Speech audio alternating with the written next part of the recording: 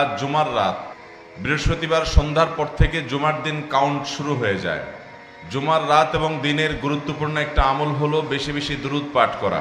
নবী করিম সাল্লাল্লাহু আলাইহি সাল্লাম বলেছেন, আকসিরু আলাইয়া মিনাস সালাতি মিন ইয়াউমিল জুমআতি ওয়া লাইলাতিল জুমআহ, অর্থাৎ জুমার দিন এবং জুমার রাত, হিজরি বর্ষ অনুপাতে রাত আগে আসে, সেই হিসাবে বৃহস্পতিবার সন্ধ্যা থেকেই জুমা শুরু হয়ে যায়।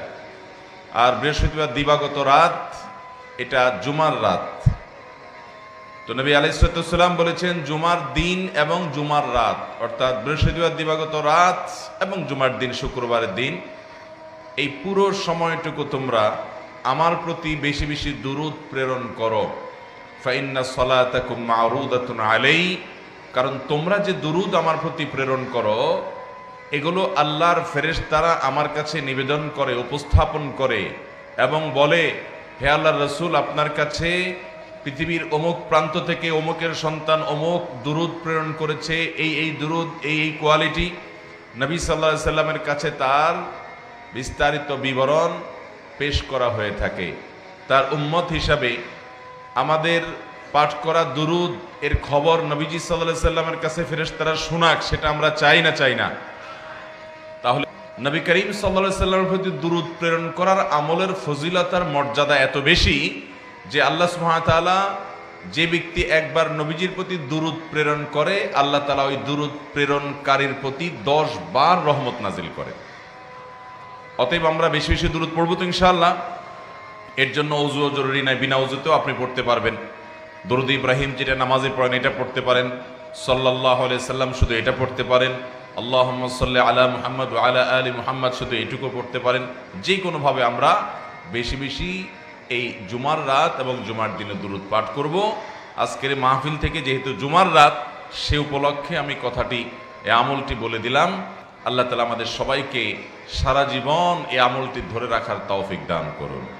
2025-এর পৃথিবীতে, আধুনিক পৃথিবীর সভ্যতার দাবিদার এই পৃথিবীর বাসিন্দারা কেউ গভীর রাতে বিকট আওয়াজে, আতশবাজির বিষাক্ত ধোঁয়া এবং বিকট আওয়াজ দিয়ে মানুষ তো মানুষ, শিশু, বৃদ্ধ, হার্টের রোগী, শ্বাসকষ্টের রোগী, অসুস্থ মানুষ এবং হাজার হাজার পাখির মৃত্যুর কারণ হবে, কষ্টের কারণ হবে, এটা কোনো সভ্য সমাজে গ্রহণযোগ্য হতে পারে না।